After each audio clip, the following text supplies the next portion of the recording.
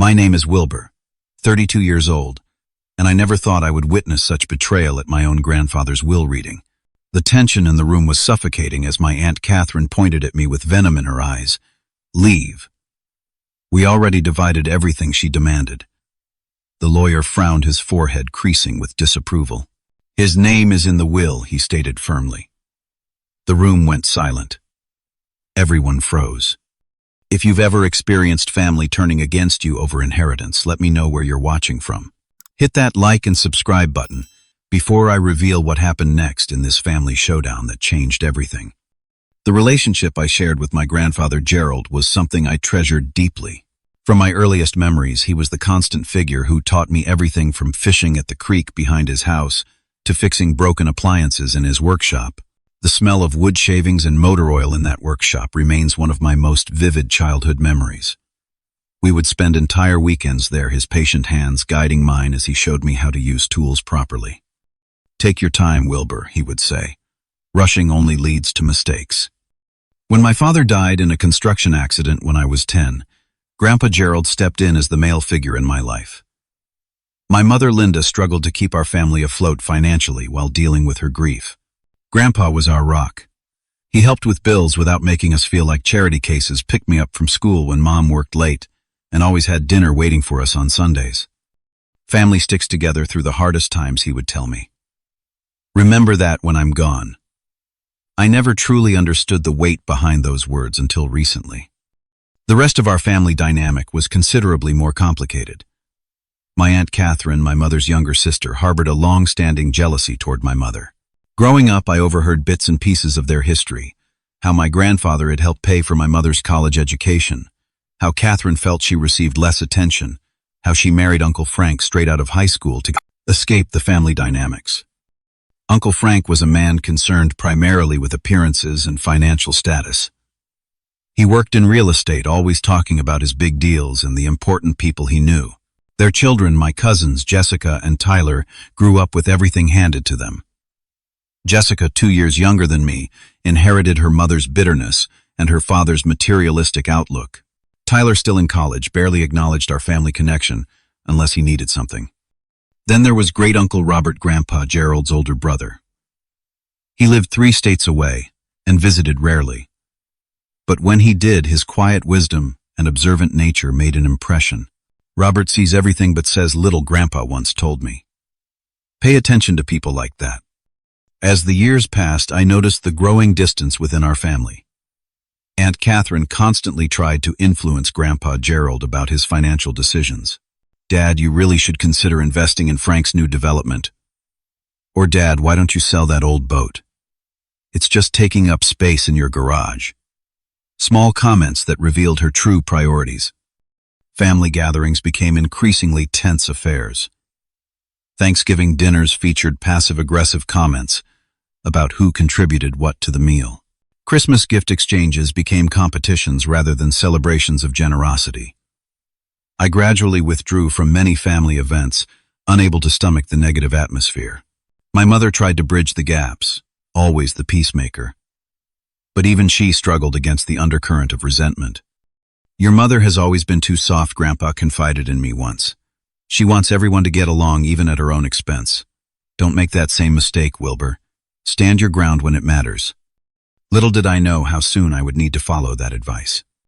The call came on a Tuesday morning in April. I was in the middle of debugging code for a software project at the tech company where I'd been working for 6 years. My phone vibrated against my desk, displaying my mother's number. Immediately, my stomach knotted. Mom never called during work hours unless something was wrong. Wilbur, it's Grandpa, she said, her voice breaking. The doctor says it's stage 4 pancreatic cancer. They're giving him 3 to 6 months. The world around me blurred. Colleagues chatting about lunch plans, the glow of my computer screen, the half-empty coffee cup beside my keyboard. Everything faded into insignificance. Cancer. The same disease that had taken my grandmother 5 years earlier. But Grandpa Gerald, the man who still chopped his own firewood at 78, who insisted on mowing his own lawn and changing his own oil. It seemed impossible. That evening I drove straight to his house. He was sitting in his recliner looking through an old photo album. His face seemed thinner already, though that was likely my imagination projecting the diagnosis onto his appearance. "So they told you," he said when I walked in, not a question, but a statement. "Why didn't you call me yourself?" I asked, trying to keep my voice steady. "Because I knew exactly what you would do," he replied with a weak smile. "You'd drop everything and rush over here with that worried look on your face." 2 days later, I submitted paperwork for extended leave from my job. My supervisor was understanding. We had a good relationship, and I had accumulated plenty of unused vacation time over the years. I found a short-term rental apartment 10 minutes from Grandpa's house and moved in the following weekend. For the next several months, my life revolved around Grandpa's care. I drove him to chemotherapy appointments where the nurses came to know me by name. I learned to cook the bland foods his stomach could tolerate, to recognize when the pain was becoming too much. But he was too stubborn to admit it, to help him shower on days when his strength abandoned him completely. The rest of the family's response to Grandpa's illness varied dramatically. My mother came by daily, usually in the evenings after her teaching job. She would bring home-cooked meals that I could heat up later, sit with Grandpa while I took brief breaks, and handle the growing stack of medical paperwork. Aunt Catherine and Uncle Frank, however, made only sporadic appearances. They visited perhaps once every 2 weeks, staying for exactly 1 hour, as if visiting a dying relative was an appointment to be scheduled and completed efficiently. Catherine would fuss over superficial things, rearranging the pillows on the couch, bringing fancy teas Grandpa had no interest in drinking, while Frank would inevitably steer the conversation toward practical matters. "Have you thought about what you want to do with the house, Gerald?" he asked, during one particularly tactless visit. "Real estate in this neighborhood is appreciating nicely. Might be smart to sell before the market shifts." Grandpa just stared at him, until Frank became uncomfortable enough to change the subject. Jessica visited twice, spending most of the time on her phone. Tyler came once when his parents insisted, and made his discomfort so obvious that Grandpa eventually told him it was okay to leave. Great-Uncle Robert surprised everyone by showing up for a full week in June. He rented a room at the local inn and spent hours each day just sitting with Grandpa, often in companionable silence. Sometimes I would find them engaged in quiet conversation that ceased when I entered the room. Robert helped around the house without being asked, fixing a leaky faucet and oiling squeaky door hinges. Before leaving, he took me aside. "You're doing right by him," Robert said, his weathered hand gripping my shoulder. "Not everyone would put their life on hold like this." "He would have done the same for me," I replied. Robert nodded thoughtfully. "Yes, he would have, but that doesn't diminish what you're doing." As summer turned to fall, Grandpa's condition deteriorated rapidly. The chemotherapy was discontinued when it became clear it was causing suffering without benefit.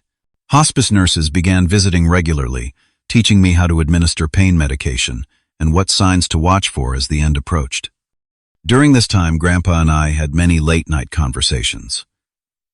As his body weakened, his desire to talk, to share, to impart wisdom seemed to grow stronger. He told me stories about his youth that I'd never heard before. His brief stint in the Navy, the summer he worked on a fishing boat in Alaska, his first date with my grandmother at a drive-in movie theater that no longer existed. "I've been thinking a lot about what I'm leaving behind," he said one night, as I helped him into bed. "Not just the house and the money, but the lessons, the memories." "Don't worry about that now," I said, adjusting his pillows. "You should rest." "No, this is important, Wilbur." His voice, though weak, carried a familiar stubbornness. "You know people show their true colors when they think someone is no longer watching. Remember that." I didn't fully understand what he meant, but I nodded anyway. "Don't let property and possessions destroy what family you have left," he continued. "Your mother will need you. And Wilbur, I've taken care of things. Just trust that I've taken care of things." 2 weeks later, on a crisp October morning, Grandpa Gerald passed away peacefully in his sleep, my hand holding his as his breathing gradually slowed and then stopped altogether. The silence that followed was the loudest sound I had ever heard. The moment Grandpa Gerald died remains frozen in my memory like a photograph. The early morning sunlight filtering through the curtains he had picked out with my grandmother decades ago. The gentle tick of the grandfather clock in the hallway, a family heirloom that had kept time for 4 generations. the weight of his hand in mine still warm but growing heavier as life departed. I sat there for 20 minutes, unable to move, unable to fully comprehend that he was truly gone. When I finally called my mother, her quiet sobs over the phone broke something inside me. I had been so focused on being strong, on managing medications and appointments and meals, that I hadn't allowed myself to feel the full magnitude of what was happening. Now it crashed over me like a wave, and I wept openly for the first time since his diagnosis. The funeral was held 3 days later at the small Methodist church where Grandpa had attended services every Sunday for over 50 years. The pastor spoke eloquently about Gerald's life of service to the community, his unwavering moral compass, his generosity toward those in need. Childhood friends, former colleagues, neighbors, and members of his weekly poker group shared heartfelt anecdotes that painted a picture of a man deeply embedded in the fabric of his community. Throughout the service, I observed my family members. My mother sat beside me, dignified in her grief, occasionally reaching for my hand when emotions threatened to overwhelm her. Across the aisle, Aunt Catherine dabbed at dry eyes with a handkerchief, performing sorrow rather than experiencing it. Uncle Frank checked his watch repeatedly. Jessica and Tyler sat slumped in the pew, the picture of bored teenagers, despite both being well into adulthood. Great-Uncle Robert sat in the back, his weathered face stoic, but his eyes never leaving the framed photograph of his younger brother displayed next to the casket. At the reception afterward, held in the church basement, I overheard a conversation that sent a chill down my spine. I had stepped into the hallway for a moment of quiet when Aunt Catherine's voice drifted from around the corner. "Frank and I will go through the house tomorrow," she was saying in a hushed tone. "There are some things I want to make sure we secure before the will is read." "What about Wilbur and Linda?" Frank asked. "What about them? Dad always kept his important papers in the study. The jewelry and valuables are in the master bedroom. We'll just say we're helping to organize things. And if they object, they won't. Linda avoids confrontation, and Wilbur will follow her lead. Besides, we need to make sure we get what we're owed after all these years of family dinners and holiday visits." I slipped away before they noticed me, my mind racing. What were they planning to take? And what did Catherine mean by what they were owed? Had they been expecting payment for acting like family? The next day I arrived at Grandpa's house early, intending to begin the painful process of sorting through his belongings. To my surprise, Aunt Catherine's car was already in the driveway. Inside, I found her and Uncle Frank in Grandpa's study filing cabinet drawers, open papers spread across his desk. "What are you doing?" I asked from the doorway. Catherine startled, then composed herself. "Oh, Wilbur. We're just getting a head start on organizing Gerald's affairs. So much paperwork to sort through." Frank nodded, closing a folder, trying to help lighten the load. Difficult time for everyone. Something about their overly casual demeanor set off alarm bells.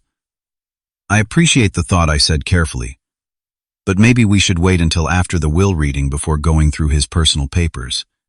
"Don't be silly," Catherine replied, waving dismissively. "It's just basic organizing. Oh, by the way, I took a few small keepsakes. Nothing valuable, just sentimental items. I hope you don't mind." Before I could respond, the doorbell rang. It was Marcus Thompson, a silver-haired man in an impeccable suit who introduced himself as Grandpa's attorney. "I was in the neighborhood and thought I'd stop by to express my condolences," he explained. Gerald was not just a client but a friend for over 30 years. His eyes surveyed the scene, Catherine and Frank emerging from the study with innocent expressions folders tucked under Frank's arm, my own suspicious stance. Something flickered across Marcus's face too quickly to interpret. "The will reading will be at my office next Tuesday at 2 o'clock, he announced. Gerald left specific instructions about the process. "I expect all family members to attend." His tone made it clear this was not a request, but a requirement. After Marcus left, I discovered that several items were already missing from the house. Grandpa's antique pocket watch, which he had often told me would be mine someday. A small oil painting of the lake where he and my grandmother had honeymooned. The collection of rare coins he had assembled over decades. When I confronted Catherine about the pocket watch specifically, her response was immediate and defensive. "Dad promised that to Frank years ago," she insisted. He admired it at Thanksgiving 2 years ago, and Dad said he could have it. I knew this was a lie. Grandpa had shown me the watch just months ago, explaining its history and reiterating that it would come to me. But I was too emotionally exhausted to argue making a mental note, instead to bring it up with Marcus before the will reading. The tension in the house was palpable, as more relatives arrived in town for the will reading. Cousin Jessica made pointed comments about the outdated furniture and how the house needed a total renovation. Tyler asked if anyone knew how much the property was worth in the current market. My mother tried to maintain peace, suggesting we focus on celebrating Grandpa's life rather than his possessions. No one seemed to listen. On Monday night, the evening before the will reading, I discovered Catherine and Frank in Grandpa's bedroom, going through his dresser drawers. "The emerald cufflinks," Catherine was saying. "They should be in here somewhere." I cleared my throat from the doorway, and they both jumped. Looking for something specific, I asked, unable to keep the edge from my voice. "Just making sure everything is accounted for," Frank replied smoothly. "Inventory purposes. I think we should leave everything as it is until after tomorrow," I said firmly.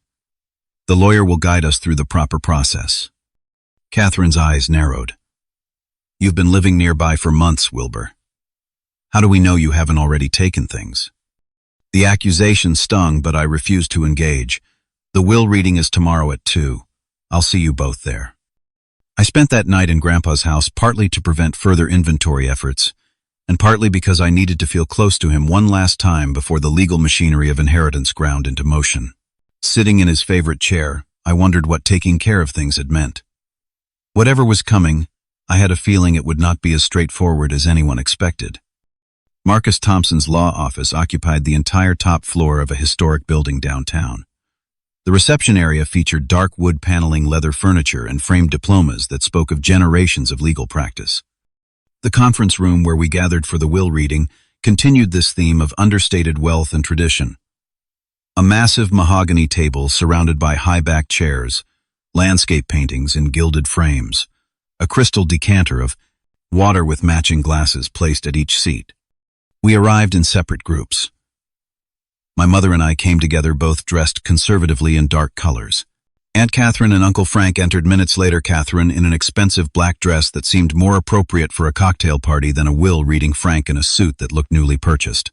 Jessica and Tyler trailed behind their parents, both absorbed in their phones. Great-Uncle Robert was already seated when we arrived, nodding solemnly in greeting. The seating arrangement happened naturally, but revealed much about our family dynamics. My mother and I sat on one side of the table, Catherine's family took the opposite side, and Robert positioned himself at the far end, as if maintaining neutrality in anticipated conflict.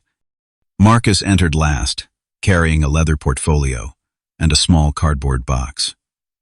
His assistant closed the door behind him, and the room fell silent. "Thank you all for coming," Marcus began, his voice carrying the practiced gravity of someone who had overseen hundreds of these proceedings. "Before we begin, I want to clarify that today we are here to honor Gerald Montgomery's final wishes as expressed in his last will and testament, which was updated and signed 6 months ago, with all proper witnesses and documentation in place." He looked pointedly at Catherine as he emphasized the legal validity of the document. Something in her expression shifted slightly, surprised concern, before settling back into composed attentiveness. "Now, if everyone is ready, we'll proceed with—" "Excuse me," Catherine interrupted, her voice sharp. She pointed directly at me. "Why is he here?" "He's not immediate family." Marcus frowned. "Mr. Montgomery is Gerald's grandson." "Of course he's here." "But we've already taken care of things," Catherine insisted. "The family has already sorted out who gets what. His presence will just complicate matters." "I don't recall any legal distribution of assets taking place," Marcus replied coolly. "And as the executor of this will, I would certainly have been informed." Catherine's face hardened. She turned to me, her eyes narrow with barely contained hostility. "Leave. We already divided everything." The room temperature seemed to drop 10 degrees. My mother gasped quietly beside me. Frank looked uncomfortable but said nothing. Jessica and Tyler exchanged glances, then stared at their mother with widened eyes. Marcus frowned, the lines in his forehead deepening.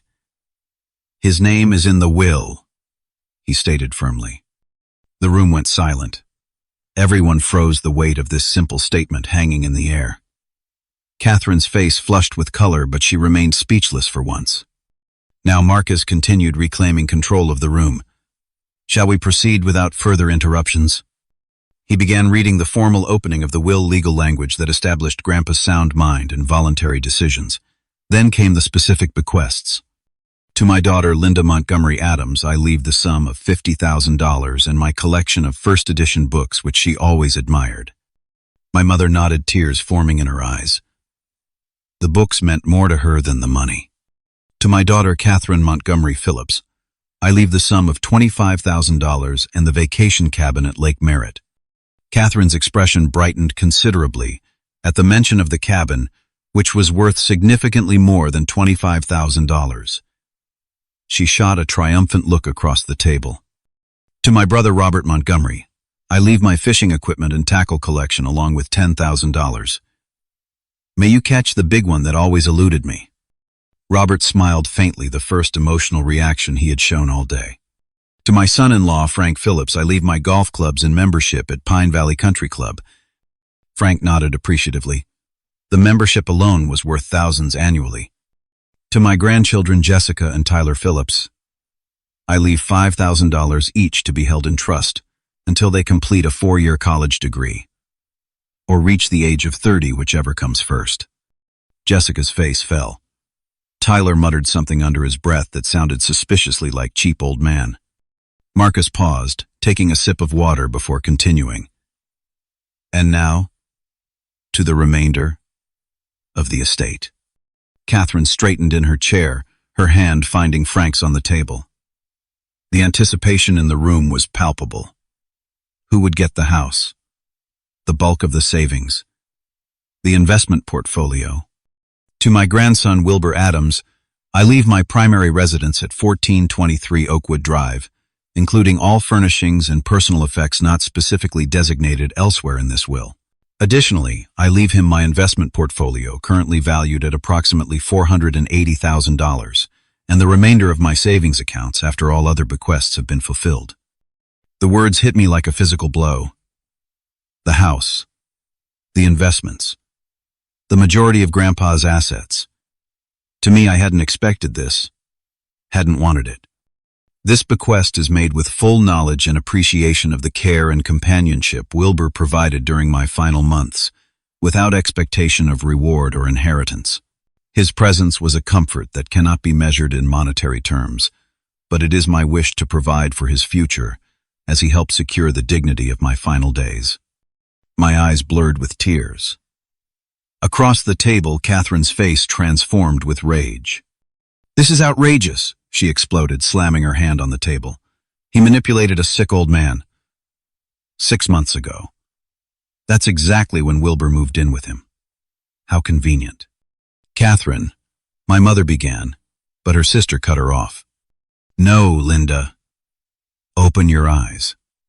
Your precious son wormed his way into Dad's good graces when he was vulnerable and confused from the cancer treatments. This will is obviously the result of undue influence." Marcus raised his hand. "Mrs. Phillips, I can assure you that Gerald was of completely sound mind when he updated his will. As his attorney for over 30 years, I was particularly careful to establish this fact, knowing that end-of-life decisions can sometimes be challenged by upset family members. We'll see what the courts have to say about that," Frank interjected, putting his arm around his fuming wife. "We have rights here. This will is getting contested. You can count on that." I sat in stunned silence, unable to process both the inheritance and the vicious reaction it had provoked. I had never wanted Grandpa's money. I had taken leave from work and moved nearby because I couldn't bear the thought of him facing cancer alone, not because I had any expectation of reward. "Before anyone makes legal threats," Marcus said calmly, "there's more to Gerald's will that you should hear." The atmosphere in the conference room crackled with tension. Catherine's accusation hung in the air like poison gas. Uncle Frank was already typing something into his phone, probably contacting a lawyer specializing in contesting wills. Jessica and Tyler had finally put down their own phones, riveted by the family drama unfolding before them. My mother looked shell-shocked, torn between defending me and trying to calm her sister. Marcus Thompson, however, remained unflappable. He reached for the small cardboard box he had brought in and removed a USB drive and a sealed envelope. Gerald anticipated that there might be disagreement about his decisions, Marcus said carefully. He therefore prepared additional materials to be presented at this time. Catherine wasn't finished. She turned to face me directly, her finger pointing accusingly. "You took advantage of an old man's weakness. Dad would never have cut his own daughter out of her rightful inheritance unless someone manipulated him." "I didn't manipulate anyone," I responded, finding my voice at last. "I was there because he needed someone." "Where were you during his chemotherapy appointments? Where were you when he couldn't keep food down for 3 days straight? Where were you when—" Enough. Marcus's authoritative tone cut through our argument. "Gerald has more to say, and I suggest we all listen." He inserted the USB drive into a laptop connected to a large screen on the conference room wall. After a few clicks, Grandpa's face appeared. He was sitting in his study, looking thin, but alert, the bookshelves behind him filled with the volumes that had now been bequeathed to my mother. The timestamp in the corner showed a date just 2 weeks before his death. "Hello, family," Grandpa began, his voice weaker than in life, but his eyes sharp and clear. "If you're watching this, then Marcus is reading my will, and I'm no longer with you. I imagine there might be some surprise, perhaps even anger about my decisions." Catherine shifted uncomfortably in her seat. "I want to explain my reasoning," Grandpa continued. "For years I've observed the changing dynamics in our family. I've seen who comes to Sunday dinners because they want to be there, and who comes because they're calculating what they might receive someday." His gaze seemed to pierce through the screen, as if he could see us all gathered around the conference table. "Catherine Frank, I've known for some time about the items you've taken from my home over the years. The silver candlesticks that disappeared after Thanksgiving dinner 3 years ago. The rare first edition Hemingway that vanished from my library. The bonds you removed from my safe when you thought I was napping." My aunt's face drained of color. Uncle Frank loosened his tie, suddenly looking uncomfortable. "You see," Grandpa continued, "I may have been old, but I wasn't blind or stupid. I installed a small security system after the first few items went missing. Tiny cameras, the kind you'd never notice. I didn't want to believe my own daughter would steal from me, so I kept hoping there was some explanation. But the evidence became undeniable." He sighed, a sound full of disappointment rather than anger. "I've included a flash drive with Marcus that contains footage of these incidents, along with a detailed inventory of items taken over the past 5 years. The total value exceeds $70,000. Jessica gasped, looking at her parents with newfound horror. Tyler's mouth hung open in shock. "I could have confronted you," Grandpa continued. "I could have called the police. But you're still my daughter, Catherine, despite everything. So instead, I made a decision. The cabin at Lake Merritt and the $25,000 represent approximately the value of what you've already taken. I considered it an advance on your inheritance." Catherine opened her mouth to speak, then closed it again, seemingly at a loss for words. As for Wilbur, Grandpa's expression softened. "He has shown me what family truly means. Not through grand gestures or constant reminders of what he's done for me, but through quiet, consistent presence. Through sacrificing his own comfort to ensure mine.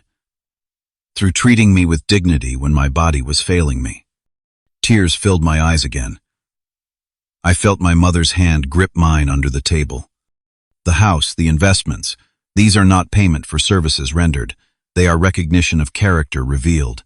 In Wilbur, I see the values that I tried to instill in all my family members: compassion, integrity, selflessness. My hope is that these resources will allow him to continue living by these principles without the financial burdens that so often force good people to make difficult compromises." Grandpa paused, taking a sip of water before continuing. "There's one more thing you should know. Catherine, you came to me last Christmas with a proposal. You suggested that I sign over my assets to you before my death, to simplify things and avoid estate taxes. What you didn't realize was that Frank had already approached me with essentially the same script.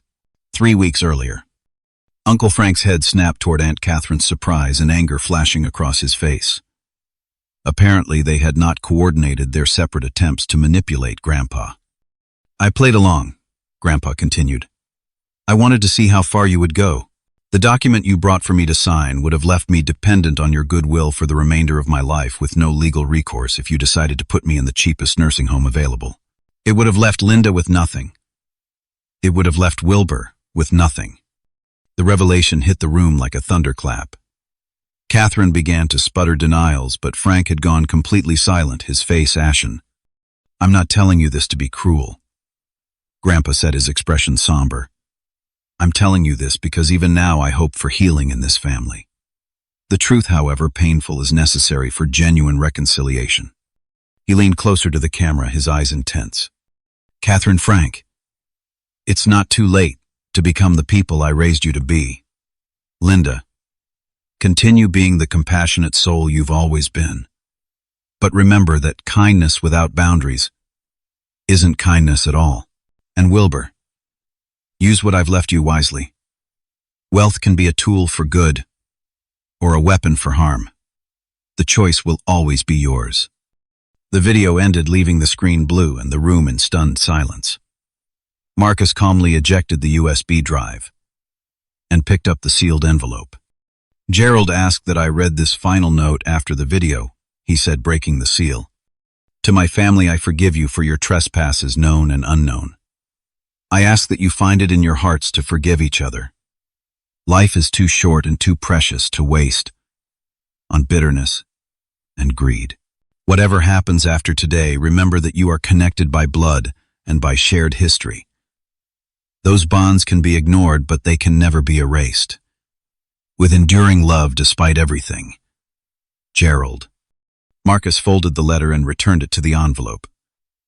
That concludes the formal reading of the will. I have copies of the documentation for each of you, along with contact information should you have questions about specific bequests. The silence that followed was absolute. Catherine stared at the table, unable to meet anyone's eyes. Frank looked like a man whose entire world had collapsed. Jessica and Tyler appeared shell-shocked, their perception of their parents fundamentally altered in the span of 10 minutes. My mother wiped tears from her cheeks, her expression a complex mixture of grief for her father and shame at her sister's actions. Great-Uncle Robert sat perfectly still, his weathered hands folded on the table, watching the family with sad but unsurprised eyes. And I found myself thinking of Grandpa's workshop, where he had taught me that broken things could often be repaired with patience and the right tools. I wondered if the same could be true for our shattered family. The exodus from Marcus Thompson's office happened in stages. Catherine and Frank left, first refusing to take the documents Marcus offered, and announcing their intention to contact their own attorney immediately. Jessica and Tyler followed, both uncharacteristically silent. My mother wanted to go after her sister, but I gently convinced her that now wasn't the time. Catherine needed space to process both her public humiliation and the revelation of her own actions. Great-Uncle Robert approached us in the parking lot as we were preparing to leave. I knew, he said simply.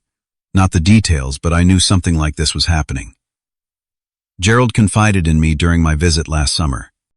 Why didn't you say anything, I asked. Wasn't my place, Robert replied. Gerald needed to handle it his way. He was always deliberate about these things. Methodical. My mother's hands trembled as she fumbled with her car keys. I should have known what Catherine was doing. I'm her sister. People hide their true nature even from those closest to them, Robert said gently. Gerald didn't want you burdened with this knowledge while he was alive. He knew you'd try to fix things, try to make excuses for her. What happens now, I asked, feeling adrift in this new reality. That depends, Robert replied, on what you decide to do with what Gerald has given you. Not just the property and money, but the truth. Over the next several days, the family fractured into camps. Catherine and Frank retained a lawyer specializing in contesting wills, filing preliminary paperwork to challenge Grandpa's mental competence. Jessica, in a surprising turn, called me privately to ask questions about the video and the evidence Grandpa had collected. Tyler posted vague but clearly angry status updates on social media, some directed at his parents, others at greedy relatives, presumably me. My mother retreated into herself, wounded by her sister's betrayal, and the knowledge that the family discord had been even deeper than she realized. I stayed at Grandpa's house, my house now according to the will, sorting through belongings and memories, while waiting for the inevitable legal confrontation. It came exactly 1 week after the will reading. Catherine's lawyer contacted Marcus demanding access to the video and other evidence referenced in the will reading. Marcus, having anticipated this, responded that all materials would be provided during formal discovery if litigation proceeded, but reminded them that contesting the will would make the video and Catherine's actions public record. That same evening, Catherine and Frank appeared at my front door unannounced. Catherine had traded her usual polished appearance for jeans and a simple sweater. Frank looked haggard, the confident real estate broker, replaced by a man who hadn't been sleeping well. "We need to talk, Catherine," said her voice lacking its usual sharp edge. I let them in, leading them to the living room where so many family gatherings had taken place over the years. The absence of Grandpa in his favorite armchair was painfully apparent. "Our lawyer says we don't have a strong case," Frank admitted after an uncomfortable silence. "The video, the documentation, the timing of the will update, it all works against us." "We're not here to threaten legal action," Catherine added quickly. "We're here to negotiate." I studied my aunt's face, searching for signs of the manipulative behavior Grandpa had documented. What I saw instead was fear. Fear of exposure, fear of losing her remaining family connections, fear of facing the consequences of years of deception. "I'm not interested in negotiation," I said finally. "I didn't ask for any of this. I didn't expect to inherit the house or the investments. All I wanted was for Grandpa to have dignity and comfort in his final months." "Then what do you want?" Frank asked bluntly. "To humiliate us, to send us to jail." "The statutes of limitation haven't expired on some of those thefts." The word thefts hung in the air the first time anyone had directly acknowledged the nature of what they had done. I took a deep breath, considering my response carefully. Grandpa's voice echoed in my head. "Use what I've left you wisely." "What I want," I said slowly, "is for you to return the items you took that weren't included in the will calculation. The pocket watch, the oil painting, the emerald cufflinks. Not for me, but to be properly distributed according to Grandpa's wishes." Catherine nodded reluctantly. "I also want you to apologize to my mother. Not to me. I don't need that. But Mom is devastated by what's happened. She deserves to hear that you regret the pain this has caused her." "And in return," Frank pressed, "in return, I won't pursue legal action for the thefts. The video and documentation stay private between family members. You keep the cabin and the money Grandpa left you in the will." Catherine's eyes widened slightly. She had clearly expected a harsher response. "What about Jessica and Tyler?" she asked. "They've barely spoken to us since the will reading." "That's between you and your children," I replied. "I can't and won't try to manage their reactions.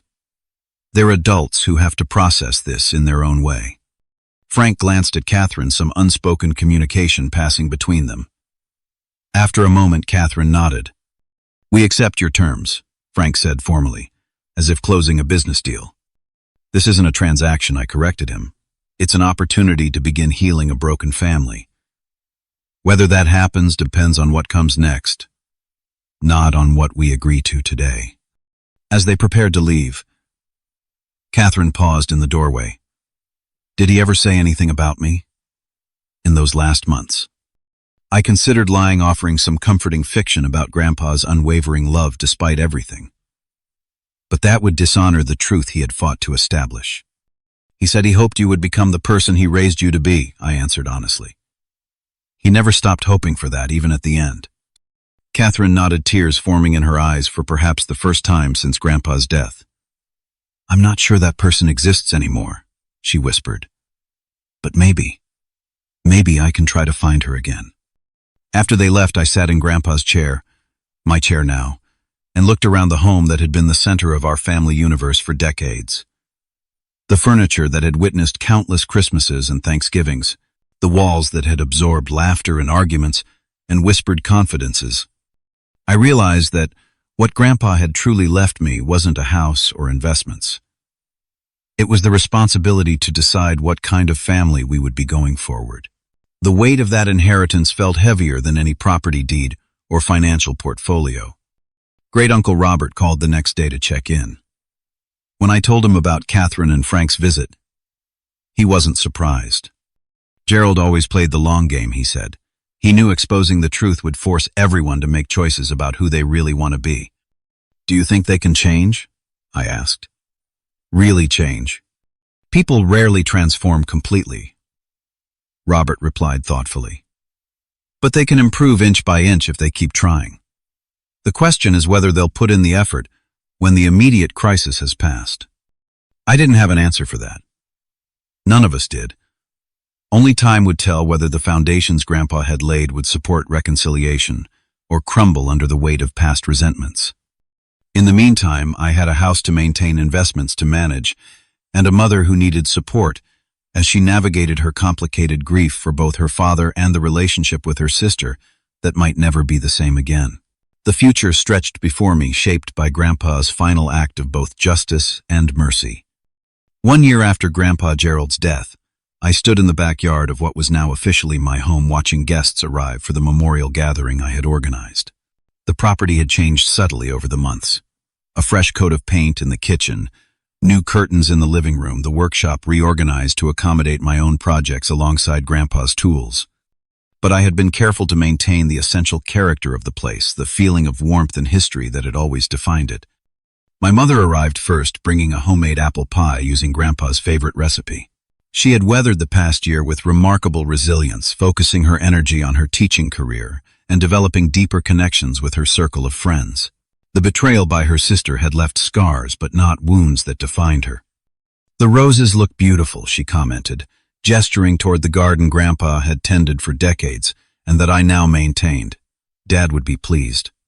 Great-Uncle Robert arrived next, moving more slowly than a year ago, but still carrying himself with dignity.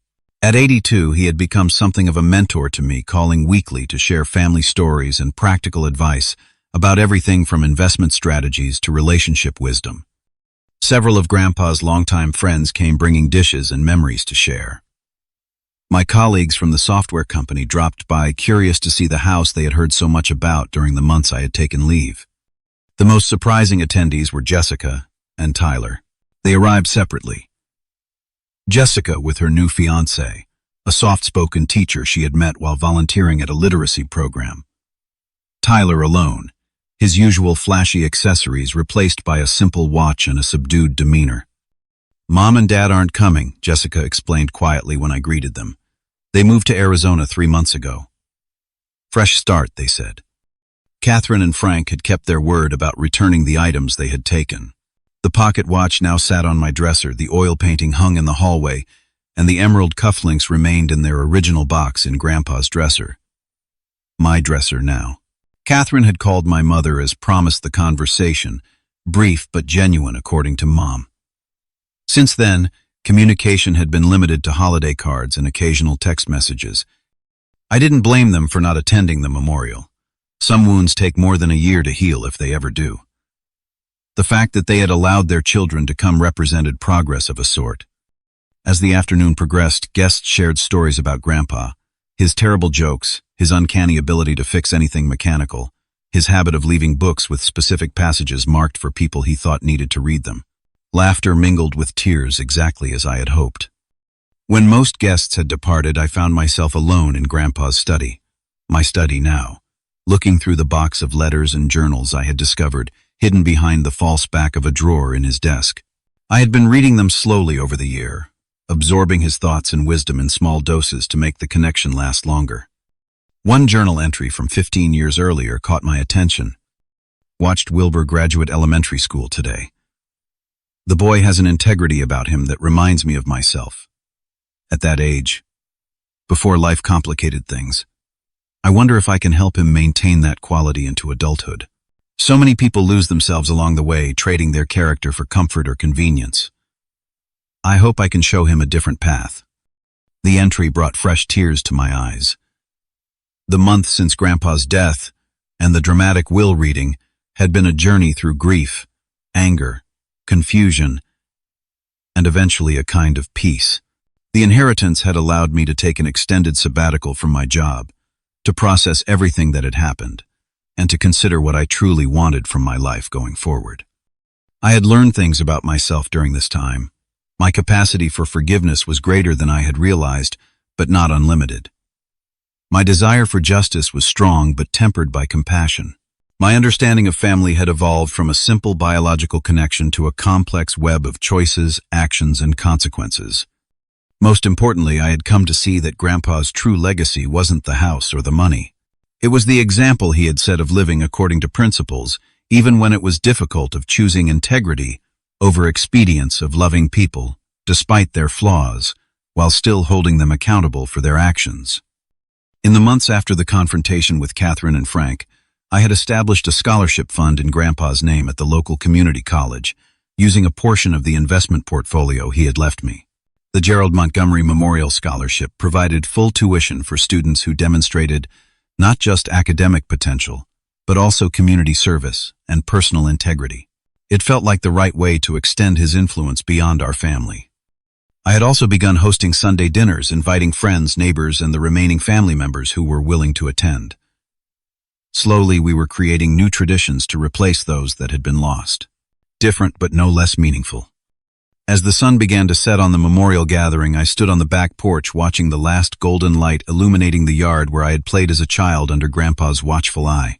Tyler approached hesitantly, stopping beside me with his hands in his pockets. "I never really knew him," he admitted after a moment of silence. "Not really. I was always too busy with my own stuff, thinking he was just some old guy who didn't get modern life." "He understood more than you might think," I replied. "He just valued different things." Tyler nodded slowly. "I've been thinking a lot about what happened last year, about who I want to be. It's like when you see your parents exposed like that, it makes you question everything they taught you. Or it gives you the chance to choose your own path," I suggested. "Yeah, that's what I'm trying to do now." He glanced at me sideways. "I'm back in school. Business administration. For real this time, not just taking classes to keep the trust fund going." "Grandpa would be proud of that," I said sincerely. "Do you think?" Tyler hesitated, then continued. "Do you think people can really change? Like fundamentally?" I thought of Catherine and Frank in Arizona attempting their fresh start, of Jessica volunteering and engaged to someone who shared her newly discovered values, of my mother finding strength she hadn't known she possessed. "I think people reveal who they truly are under pressure," I answered carefully. "Sometimes that revelation is disappointing. Sometimes it's inspiring. But I also think we all have the capacity to learn from those revelations to make different choices going forward." "I hope you're right," Tyler said quietly. Later that night, after all the guests had gone, I sat in Grandpa's favorite chair in the living room, feeling the weight of the past year and the possibility of the future. The inheritance had brought both blessing and burden. Financial security coupled with family fracture truth that both liberated and wounded. I understood now what Grandpa had meant in those final conversations. Property and possessions could indeed destroy family bonds if they became more important than the people themselves. Forgiveness wasn't about excusing harmful actions, but about freeing yourself from the prison of bitterness. And standing your ground didn't always mean fighting. Sometimes it meant firmly maintaining your principles while still extending compassion to those who had lost their way. Perhaps someday, when wounds had fully healed, our family might find a way back to genuine connection. Not the pretense that had existed before, the holiday gatherings filled with underlying tension and secret resentments, but something authentic built on honest acknowledgement of past mistakes and sincere efforts to do better. Until then, I would continue the work of honoring Grandpa's true legacy, living with integrity, treating others with respect regardless of what they could offer me, and remembering that the most valuable inheritance isn't measured in dollars, but in the wisdom, love, and example passed from one generation to the next. Have you ever had to navigate difficult family dynamics around an inheritance or other family transitions? I'd love to hear your experiences in the comments below. If this story resonated with you, please hit the like button and subscribe to hear more real-life stories about family forgiveness and finding your way through challenging circumstances. Share this with someone who might be going through something similar right now. Thank you for listening to my story, and remember that even in the most difficult family situations, healing is always possible if we're willing to choose it.